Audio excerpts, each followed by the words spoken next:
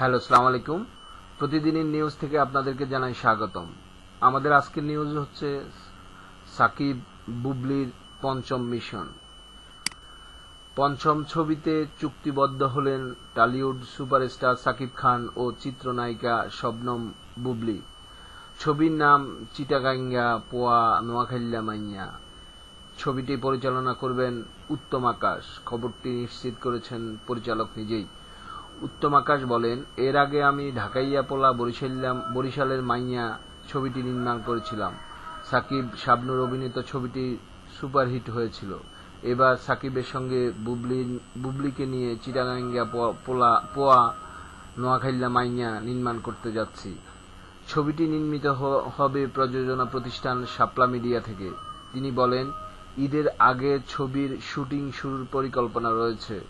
যদি ঈদের আগে না হয় তবে ঈদের পরেই শুরু করব। শাপলা মিডিয়া কর্ণধার সেলিম খান জাগো মিউজিককে বলেন, এটি আমাদের প্রোডাকশনের চতুর্থ ছবি। সাকিব বুবলিকে ছবিতে প্রাথমিকভাবে চুক্তিবদ্ধ করেছি। অফিসিয়াল সাইন করাবো এই সপ্তাহে। সাকিব খান বলেন, ছবিতে কাজের ব্যাপারে আমার সঙ্গে প্রাথমিক আলাপ হয়েছে।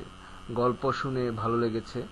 বুবলি বলেন, প্রাথমিকভাবে শনিবার চুক্তিবদ্ধ হয়েছি, আনুষ্ঠানিকভাবে শিগগিরই সাইন করব। এর আগে বসগিরি শুটার নামে দুটি ছবি মুক্তি পায় এই জুটির। আগামী ঈদে সাকিব বুবলির অহংকার রংবাজ নামে আরও দুটি ছবি মুক্তি পেতে যাচ্ছে। বহুল আলোচিত অহংকার ছবির তুই যে আমার এই অন্তরে শীর্ষক গানের ভিডিও ইউটিউবে প্রকাশ হয়েছে।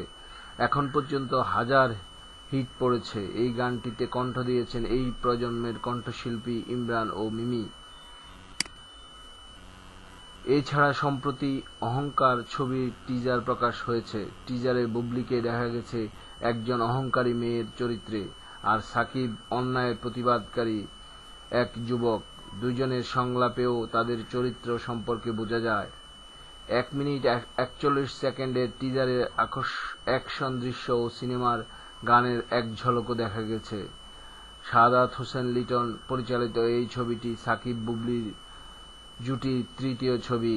এদিকে পুরান ঢাকার এক রংবাজ পরিবারকে নিয়ে রংবাজ ছবির গল্প গড়ে উঠেছে। এতে রংবাজ চরিত্রে অভিনয় করেছেন সাকিব খান।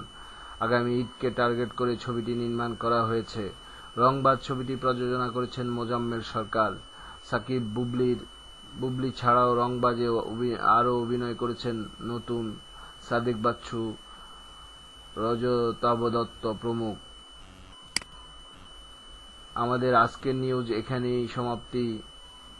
পরবর্তী নিউজ পেতে প্রতিদিনের নিউজকে সাবস্ক্রাইব করুন, লাইক করুন, কমেন্টস করুন।